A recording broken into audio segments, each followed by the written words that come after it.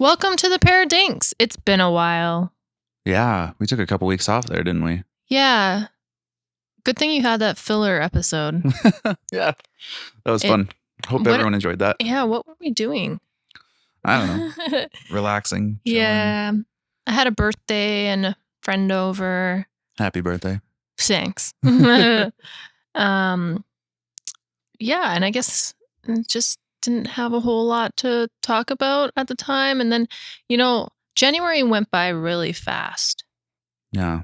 February I'm really glad it's February. February is going by really fucking slow, though. Oh? For me, it is dragging. Yeah, what's that phrase there? The days are long and the months fly by. What is it, like the opposite here? The days are short and the months are long. I have no idea. So how are you? Good. Tired. Yeah? Yeah. It's been tough getting into it this year. In what way? Just feeling very lethargic. Yeah. It's tough to really get, excited and energized and really throw myself into anything in particular. Yeah. I think the weather whiplash really didn't help either. So we had that false spring happen and I was really excited because we could see the ground again. And then it fucking dumped. And then freezing rain. As Calgary does. It seems to be melting again, though. Yeah. So, I'm not going to get my hopes up here, though. We'll just, when spring comes, it comes. No, I'm definitely a fair weather person. I can struggle a lot in the winter.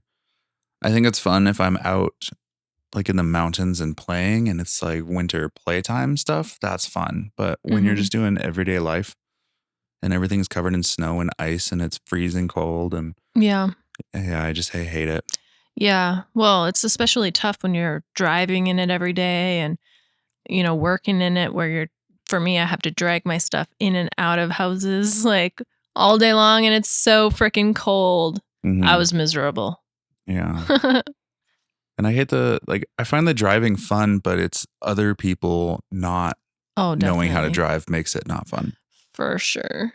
Yeah, because I really enjoy the, I don't know, snow driving's fun. I feel like you get to kind of drift everywhere and it's like keeps you on edge a little. Like I already kind of drive like a race car driver in everyday life anyway. Like I love zipping around, moving around, getting in between things, going where I need to be quickly and efficiently. And like I sit fully upright. I can grab everything. I know exactly which gears I'm in and what stuff. And like, yeah. Sometimes that's scary driving with you, especially downtown. Oh, I love downtown. I'm just grateful to have the Mazda this year because it's so easy. It's a whole lot less scary too. Yeah, that thing's fun. I find myself trying to get it to lose control a little sometimes. Just, it's good to know your limits. And I'm always amazed by that thing, how like under control I am the whole time. Mm-hmm. Ice, snow, whatever. Like I've never felt like I can't control that vehicle. Yeah. Which is fun. Because the truck is not like that. Oh God, no. It's a big heavy sled. Yeah, pretty much. You said That's kind of the fun of it. What do we want to grace our listeners with today? Well, in the spirit of trying to get into things and find some direction and motivation this year, I decided to have my first meeting with a medium. And how did you find this person and how was the meeting set up? Like, was it via video chat? Did you go in and sit with somebody? I found her on the internet. Like I find 97% of things that. And how did you choose her? She has an office kind of nearby over just south of Nose Hill. And I forget what that area is, but where your clients are. And she offered the option of online or in person. And I couldn't really figure out how to book the in person. So I was like, hey, fuck it. I'll just book a video chat for the first one. Although when I went back to her website to tell some other people about her, saw the in-person link, and I was like, oh, that's actually probably easier than You're it seemed. hilarious. I know But that it can be a little bit, you can be skeptical when you're doing it via video chat or even just meeting a medium at all. So I just wanted to know, how did you decide like she was going to be a good fit or whatever? Were there reviews? Because yeah, the skeptical part. And I mean, I've been to a medium once, but I went in and had a meeting, and I always feel like it might be easier for them to read you when you're physically, energetically nearby. But continue. yeah, I mean, I don't know how much that stuff matters, and I always just sort of give people the, I guess, benefit of the doubt. Where I'm like, if they say they can do it over video, then I believe they can do it over video, Yeah. and Well, I can great. understand Like, a lot of people out there thinking that way though. Like, sure. oh, I'm not going to get a proper reading because this is online, blah blah blah. Yeah, I don't know. I feel like if you're looking for a reason to be skeptical of something, you'll always find a reason. And I'm not very skeptical, at least You're of very open. mediumship. Yeah, I am always skeptical of, is this person going to be a good fit for me though? Is it's irregardless of what they claim to be able to do. I just find that there's a type of person out there. Like, so I would say I had sort of found these two mediums. The one I went to, fuck, I can't remember her name at the moment. Was it Pam? Yeah, Pam. Right. Thank you. Um, Pam and this other woman, and the other woman's site just seemed very like, um, what would I call it? It's like those, very energetic, froofy kind of, hype. Let's build a Facebook community. Let's have a, Okay. blah, like that kind of a online salesy kind of person. Gotcha. Yeah. And I was like, that's just not my personality. Mm-hmm. I'm sure that clicks with some people out there, but for me, I'm going to feel ignored by that kind of person. Yeah. So I just felt like, okay, she's not the one for me. And then reading through Pam stuff, she'd been doing this for, gosh, I think like 20 years now. Was in more midlife age, had a bunch of nice reviews. The website was simple and easy to figure out. And, the fact that she also offered in person at an office nearby, I was like, okay, cool. Like, she seems very confident and comfortable versus that other person. I think it was all like Yeah. online, and a lot of her stuff was also like these big group events of her like leading stuff. It just seemed very much about her, Oh, gotcha. not as much about the service and Mm-hmm. experience and what she can do. Yeah. So that's just how I narrowed it down. Cause I was Yeah. like, I felt like Pam's personality was going to just get along better Yeah. with me, and we'll just chill and have a, Yeah. like, Well, have a this will very be interesting chat. Yeah, this will be helpful for anybody who's thinking about doing it too. So, how quickly were you able to get in there? Yeah. I think she was only like a week out or something like that. Nice. Yeah, so I just kind of picked a day and time. She only had like mornings on, 2 days a week open in general. So Okay. I was like, all right, I'll just pick that. And then she had a couple of options for times and stuff, and I went with a 45-minute spot because I didn't really know what I was going for. Yeah. Like I had nothing specific in my mind.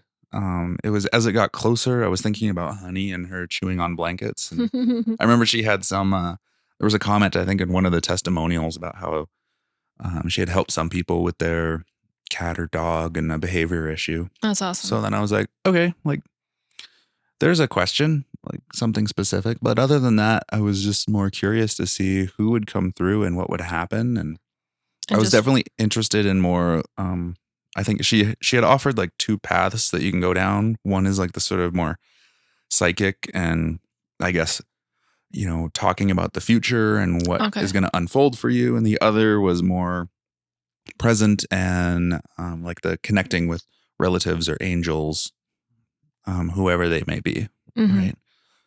Or I guess like spirits on the other side. Mm-hmm. And that was what really interested me because I always feel good about the future.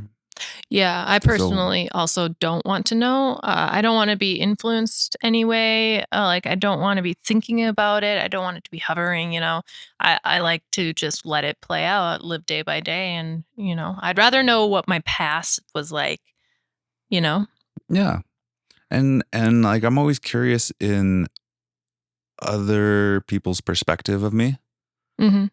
and so especially that idea of, okay, if there's people on the other side able to look in and see what I'm doing, especially if they're people I've known in my life or relatives who I grew up around, like, yeah, I want to hear what they're saying now. Like that sounds so cool and interesting.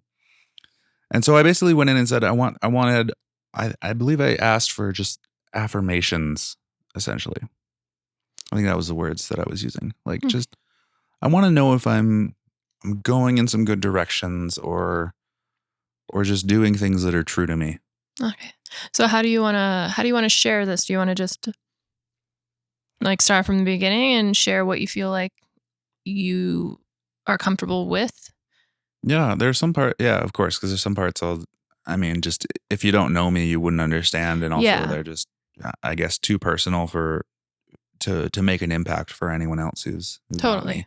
Um, what I found interesting was right off the bat, we had um, there was a woman who had been a neighbor of my parents when they had first got married, and they lived in this tiny little like one room house in Ferndale, Washington.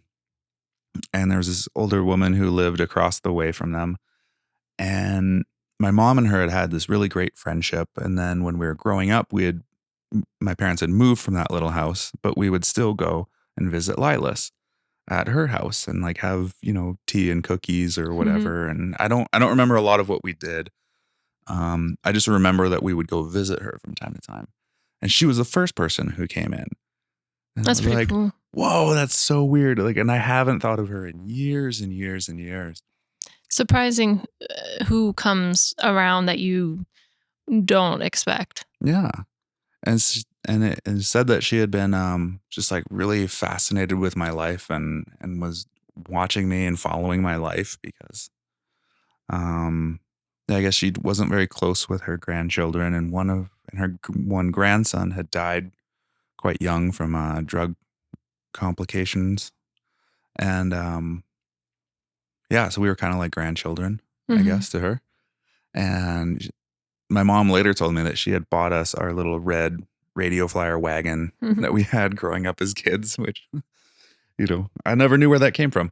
So it was fun to learn that that was from her. And then just to know that she was out there looking after me and proud of me, which again, like I said, asked for affirmations. And so everyone delivered affirmations. Like that's what was cool about it.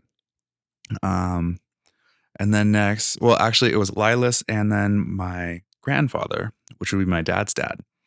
He also came through, which was kind of weird because we weren't particularly close in life. And even towards the end of his life, I had kind of fallen away from them. They didn't make much of an effort to come see us. And so conversely, I never made much effort to see them or call or talk or anything. And like they had also been very,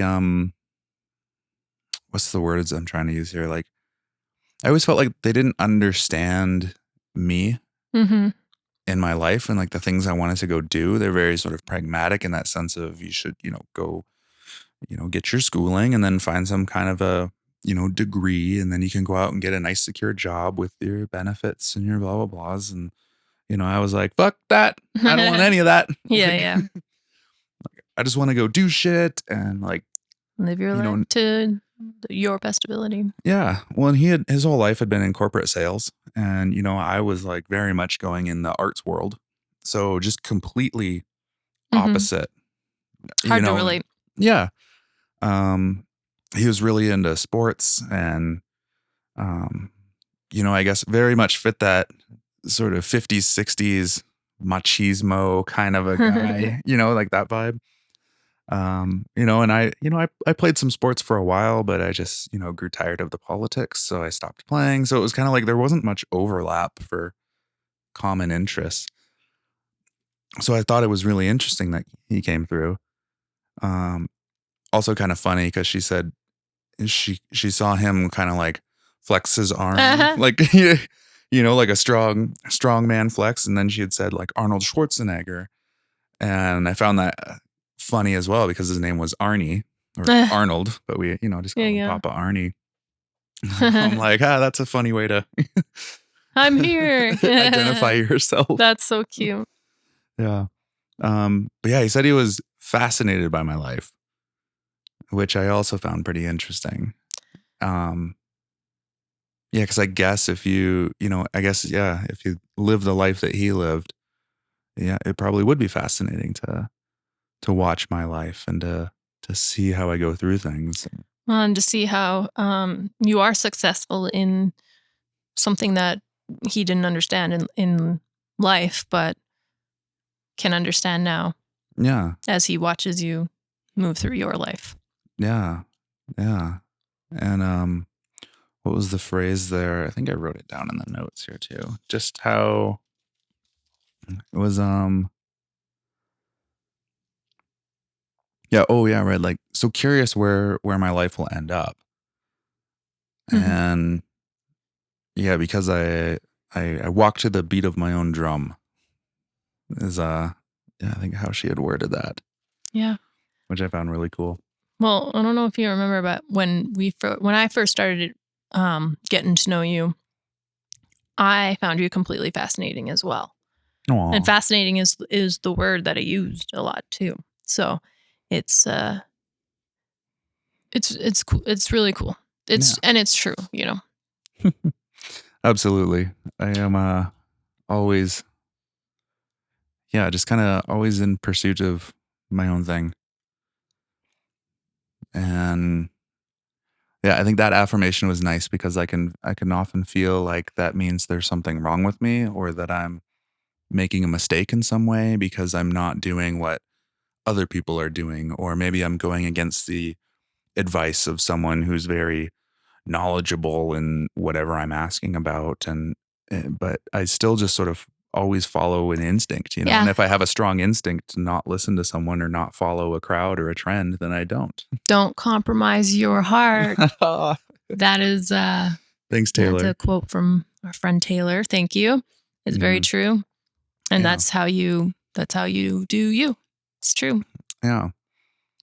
Um, You had one other guest yeah. Right. And visitor. Mhm. yeah. So then after that, I had my great grandma, which would be Arnie's mom. And that was cool too, because she was really close to us growing up. She was like our grandmother, and then she was alive until, man, what year was that? 2015 or 2016? I want to say she was 98, if I remember right, when she finally passed away. 2016. So you were what, 25? Something like that. Okay. Oh, Yeah. so she was there for a lot of your life. Hmm. Yeah. She was very immobile for the last probably 5, maybe even 10 years of life, but we would go visit Yeah. frequently, multiple times a year, like at least twice a year, always more if we could. Um, but those visits became harder later in life. Because, she didn't move around or do much. She was living in a like semi assisted care place. It was like a facility that had 3 levels. So when she first moved in there, she had her own apartment and was kind of like left alone, could do what she want, come and go. She had her car for a while. So if she needed to go, or no, sorry, she didn't have a car at that time. But, you know, if people had cars, they could Yeah. come and go. And then, as you need more and more care, you move up to like the second level and you're kind of like semi looked after. And then on the third level, it's like a hospital up there. Like So, everyone's just kind of in a so the hospital bed higher in a you room. get, the closer to heaven. Yeah, exactly. Oh, Quite literally. yeah. Um, but it's a nice place. It's called the Gardens it's in Qualicum Beach on Vancouver Island. Actually a really awesome facility. I was like, um, my dad had managed a senior center. So we were around a lot of elderly people or would visit people in elderly care, or like my great grandma Goody, who is my mom's grandma. she was in a place down in Snohomish. So like I'd been around facilities and they were always kind of gross, Mm-hmm. like they had weird smells or nothing else to do, or everything was dingy and old. And this place was nice. It had a nice garden outside too that you could go walk through with like a pond and a fountain and all that. But anyhow, that's all Yeah. getting sidetracked. Get back. Yeah, what did she say? Oh yeah, it was again affirmations of a note that she had written me on my high school graduation, which I had then found again in 2020, right before I was going through my chemo treatments. And I love that note because she was just encouraging me that, you'll find your niche, like you'll find your place in the world. Don't worry. And that she was proud of, everything that I'm doing. Oh, yeah. She said that she had been there, like in the hospital with me during a lot of the treatments. And then she was holding mom's hand going through it. She was also grateful that she wasn't alive for Mm-hmm. for that as well, because it would have been too much. But yeah, that was nice. Nice to hear that. And she'd Yeah. always been very supportive of Yeah. like arts and music. And I remember when I wanted to play when me and my friends in our little band in high school wanted to play the talent show, I needed a bigger guitar amplifier.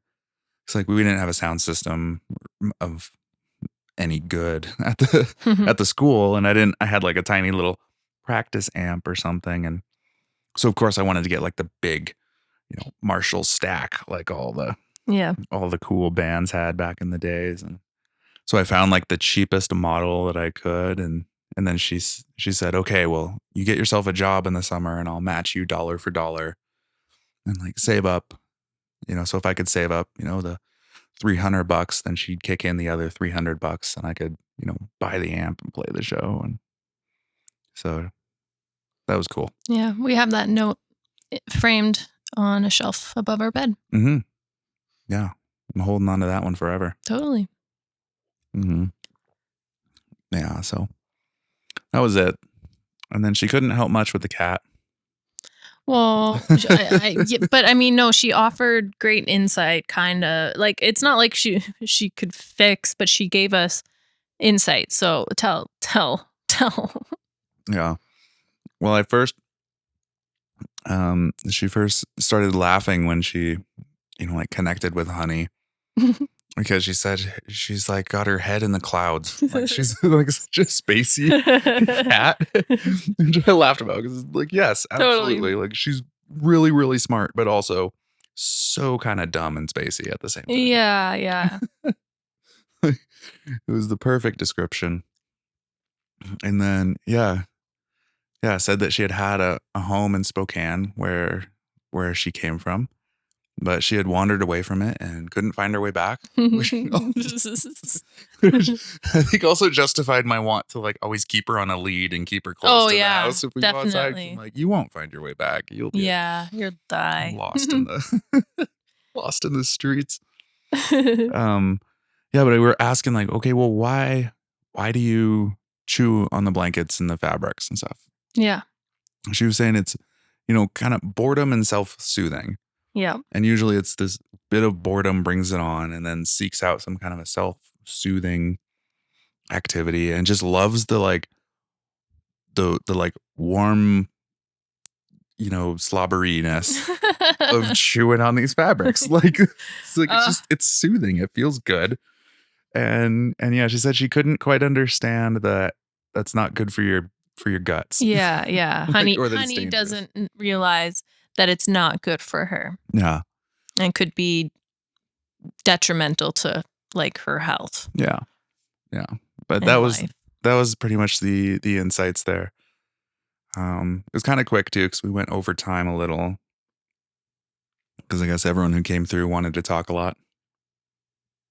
And so, yeah, that's what I learned about Honey and why she likes to chew on the fabrics. Yeah, it's I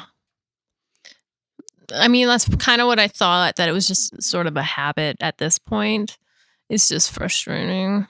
Oh, for sure. Trying to find the type that she will refuse to chew on. Mm-hmm. I think we're getting better at that. She doesn't seem to chew on as many things now. Yeah. Well, we also have to be consistent with playtime to Mhm. keep her from being too bored. Yeah. And then once the weather clears up, we can get outside more and hang out more there. Yeah. She'll be a little less bored. Yeah. Winter's hard for all of us. Yeah. Was there anything else during that meeting that you care to share, or was that about it that you want to? Yeah, I think that's all that's worthy of sharing. Yeah, But, that's all good. I do like to say that, um, what would I say? Like, I guess I want to say to people who doubt those things or think that it's made up or that these people somehow, um, you know, get you to tell things and they trick you into this stuff. Like, sure, all that could possibly be true. But at the same time, I think the point of the exercise, it's, similar to like reading your horoscopes and things where it's not really about that thing being true or someone predicting something about you or telling you your future. It's information that if it resonates with you can help inform you of better decisions. And I personally like to believe in the magic that whenever we do die, there is this soul or spirit that goes somewhere else and that we can still come back and have influence and communicate in certain ways with people who are living. Like I I think that makes life and our existence so much more um so rich and like infused with magic and just awe. Mm-hmm. And so I think and that's why I love these conversations. There were things that she was talking about that had been unprompted by me.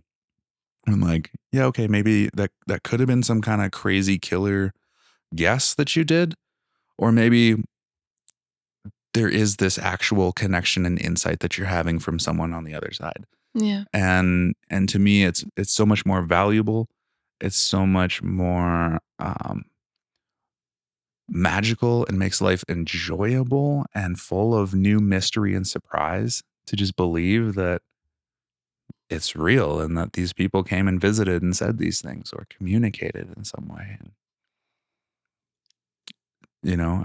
again, it's always good to have some healthy bit of skepticism to keep yourself in check. But I think if you default to leaning into that magic and mystery, I think your life becomes so much more fulfilling. And if yeah, you constantly want to doubt things and try to prove things wrong or whatever, then you're going to just live a life of misery and disappointment. totally. It's that open-mindedness and kindness and Hmm. yeah.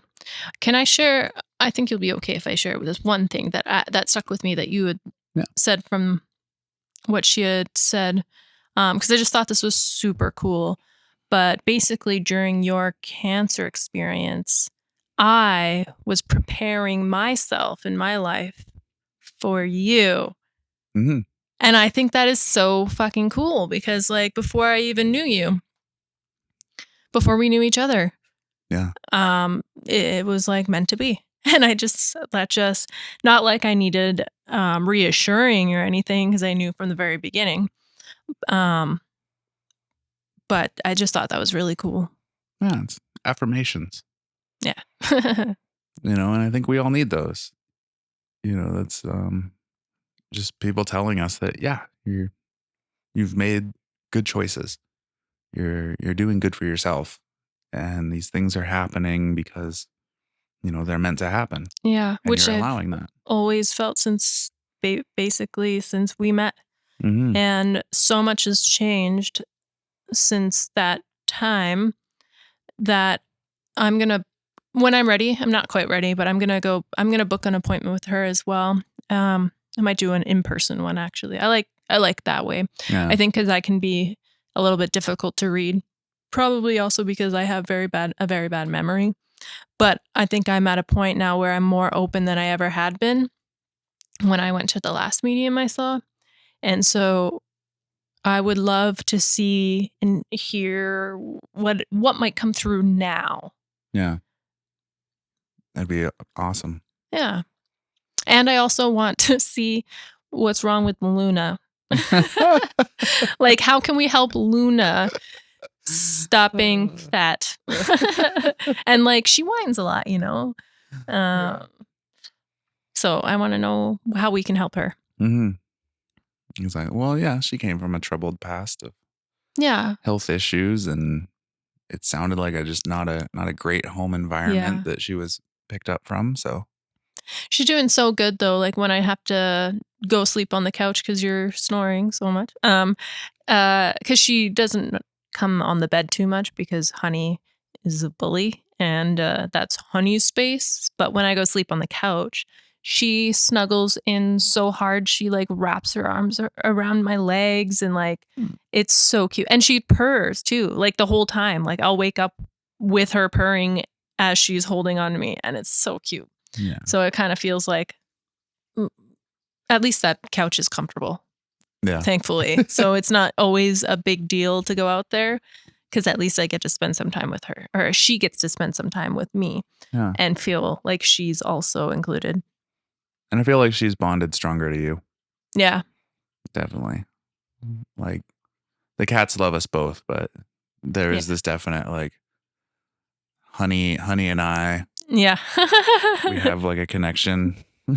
Yeah. And then you and Luna have the same. But she's doing really good too. Like she's she's opening up a bit more, I think. Yeah. Yeah, it's fun. Yeah. And you finally, you're able to pick her up and hold her around. Oh yeah. Well, for as long as you can hold her. Yeah. Well, I'm just laughing because of how she allows me to hold her. Like she lets me hold her from her stomach and her neck. Like just, and she just flops. She just puts all her weight into me. Yeah. Yeah. Well, that was good. Fun. I'm glad you were able to do that. You had been talking about that for a while. So I hope that it gets you more motivated to continue what you're doing. And, it definitely does. I think there was during my chemo treatments, I became highly aware of a lot of different synchronicities and just things seemed to happen that kept affirming a mindset and a direction. And I'll share one final one that I think was the coolest insight that I had. It was at the end of my experience. I was going in for my final, I can't remember if it was a CAT scan or a PET scan or anyhow, some kind of a scan.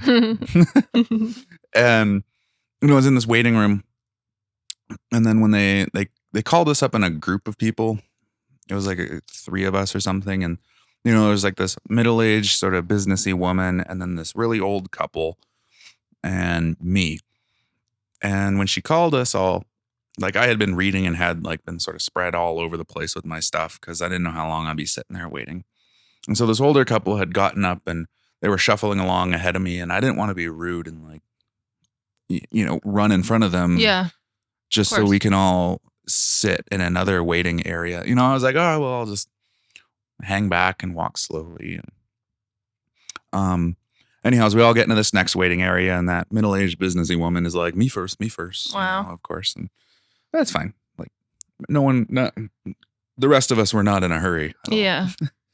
But then I got to talking and it turned out that wasn't an older couple. It was actually this old elderly man and his daughter. Oh. But the coolest part to me was that this older man, 91-year-old guy, his name was Jacob. And he had these sparkly, brilliant blue eyes. And he was in there getting checked up because he had some kind of I think like a lung cancer or something come up. He'd been a mechanic and worked around a lot of different weird dusts and chemicals and stuff. But I found this so fascinating and I got a chance. We talked for a little bit, but the thing I remember the most was like when I looked into his eyes and they were like the same sort of brilliant blue that mine can be when they're in the blue color. And, I was born in 1991 and he's 91. And so I'm like, whoa, there's a weird synchronicity at the moment.